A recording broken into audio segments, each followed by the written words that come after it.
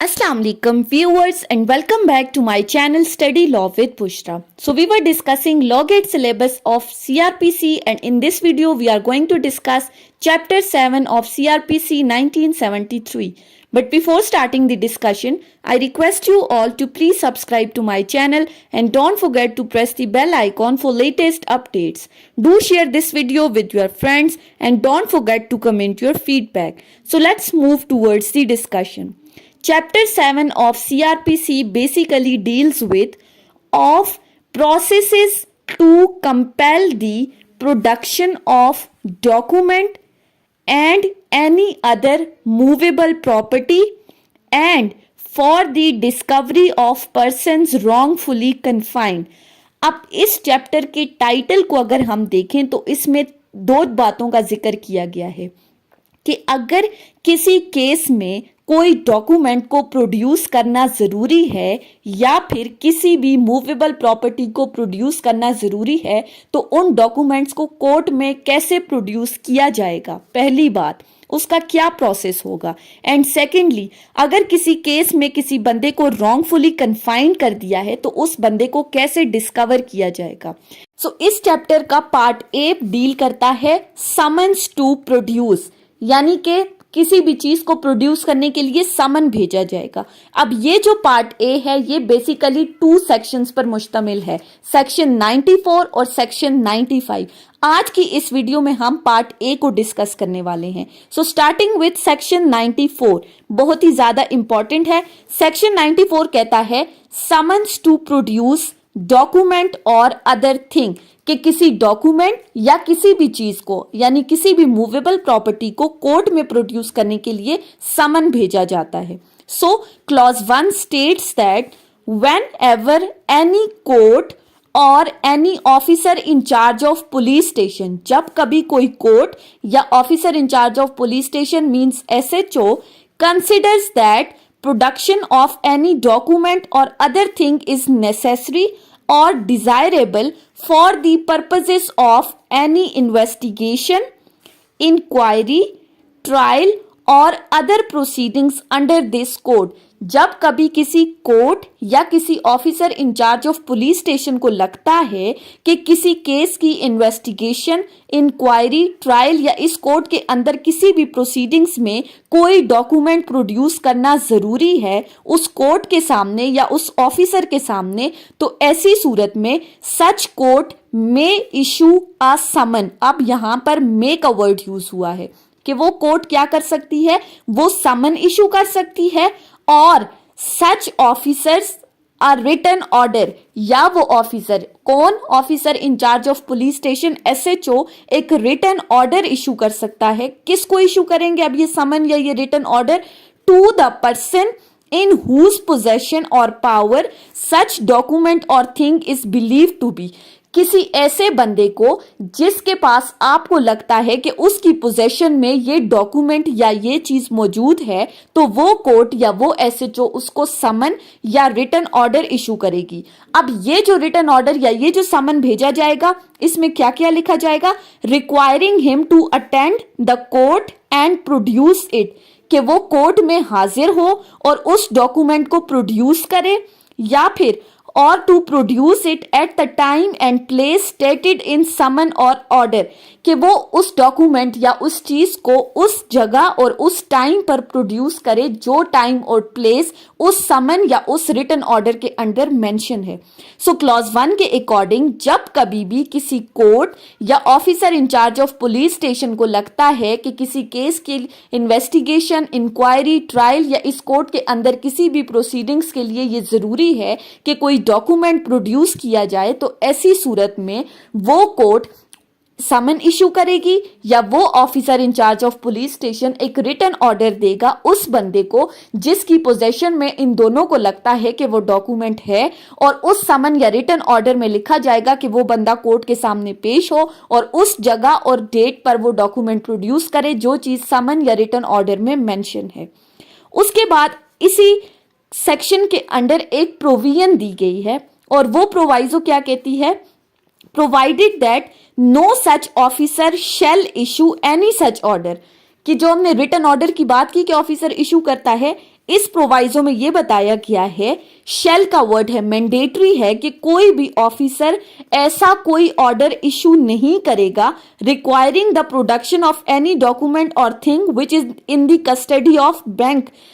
उस डॉक्यूमेंट की प्रोडक्शन के लिए कोई भी समन या ऑर्डर इशू नहीं करेगा जो डॉक्यूमेंट या जो चीज किसी बैंक की कस्टडी में है।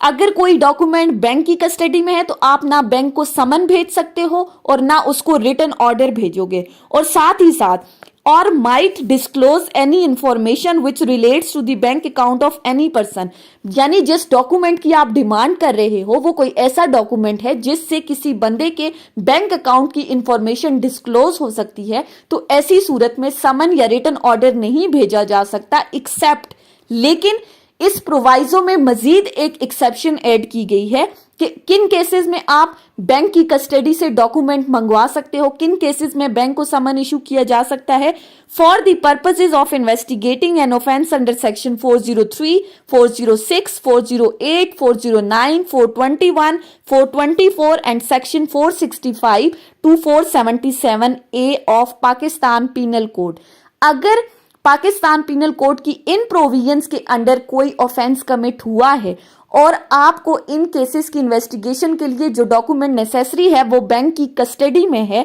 तो ऐसी सूरत में आप इस डॉक्यूमेंट को प्रोड्यूस करने से पहले सेशन जज से एक रिटन परमिशन लोगे। अगर सेशन जज आपको परमिट कर देता है, रिटन ऑर्डर दे देता है कि आप बैंक से वो डॉक्यूमेंट मंगवा लो, तो फिर आप बैंक को समन या रिटन ऑर्डर भेजोगे। और सेकेंडली, इन अदर केसेस यानी इन सेक्शंस के अलावा अगर कोई केस में कोई डॉक्यूमेंट जरूरी है जो बैंक की कस्टडी में है, तो फिर आपको परमिशन किससे लेनी पड़ेगी? फिर आपको रिटन परमिशन लेनी पड़ेगी हाई कोर्ट से। अगर हाई कोर्ट आपको अलाउ करती है तो फिर आप बैंक को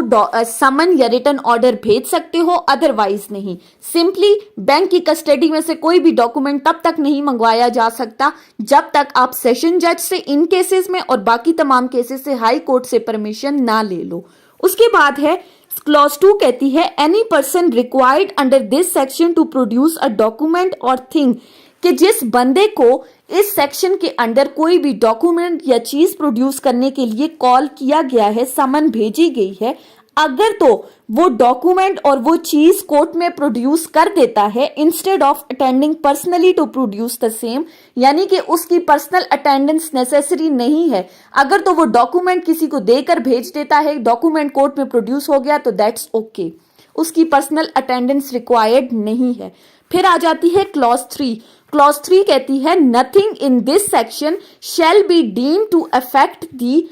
कानून Shahadat order 1984 article 6 and 7। Nothing in this section यानी कि जो सेक्शन 94 में अब तक हमने क्लॉज 1 और 2 डिस्कस की है, वो प्रोविजंस आर्टिकल 6 और 7 ऑफ कानून शहादत ऑर्डर पर एप्लीकेबल नहीं होंगी, ना ही वो किसी लेटर, पोस्ट कार्ड, टेलीग्राम या कोई भी ऐसा डॉक्यूमेंट जो किसी पोस्टल और टेलीग्राफ अथॉरिटीज की कस्टडी में है उन पर एप्लीकेबल होगा। अब यानी इन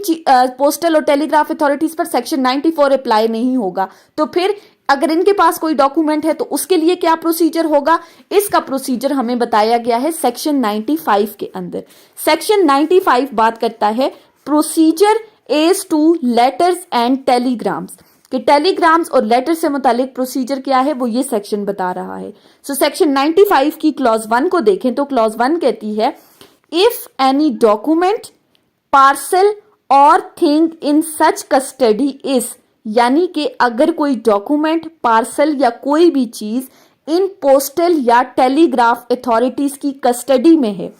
इन the opinion of any magistrate, high court or court of session wanted for the purposes of any investigation, inquiry, trial or other proceedings under this court, और मैजिस्ट्रेट, हाई कोर्ट या court of session को लगता है कि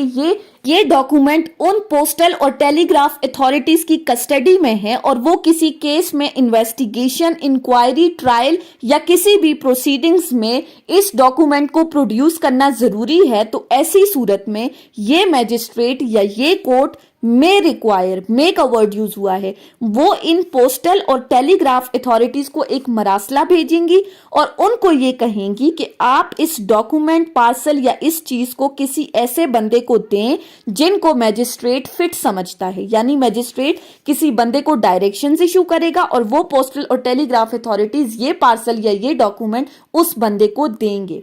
clause 2 में क्या कहा गया है, यही बात फर्दर एक्सप्लेन हुई है। इफ सच डॉक्यूमेंट पार्सल और thing is in the opinion of any other magistrate, अगर ये डॉक्यूमेंट पार्सल या कोई भी चीज किसी और मैजिस्ट्रेट के ओपिनियन के अकॉर्डिंग या डीएसपी के अकॉर्डिंग किसी केस में जरूरी है, तो ऐसी सूरत में ये मैजिस्ट्रेट और ये डीएसपी इन पोस्टल और टेलीग्राफ डिपार्टमेंट को एक फॉर्मल रिक्वेस्ट करेंगे कि वो उस डॉक्यूमेंट की सर्च करें और उस डॉक्यूमेंट को उस वक्त तक पास रखें, उस डॉक्यूमेंट को उस वक्त तक डिटेन करें जब तक इनसे मुतालिक कोर्ट कोई ऑर्डर इशू नहीं कर लेती। यानी जब तक कोर्ट के ऑर्डर पेंडिंग है तब तक वो डॉक्यूमेंट इन टेलीग्राफ या पोस्टल अथॉरिटीज के पास रहेगा। सो सेक्शन 95 के अकॉर्डिंग अगर किसी मैजिस्ट्रेट, हाई कोर्ट या कोर्ट ऑफ सेशन को लगता है कि कोई डॉक्यूमेंट, पार्सल या थिंग किसी पोस्टल या टेलीग्राफ अथॉरिटीज की कस्टडी में है, तो वो मैजिस्ट्रेट अगर ये समझती है किसी इन्वेस्टिगेशन, इंक्वायरी या ट्रायल में इस डॉक्यूमेंट को प्रोड्यूस करना जरूरी है,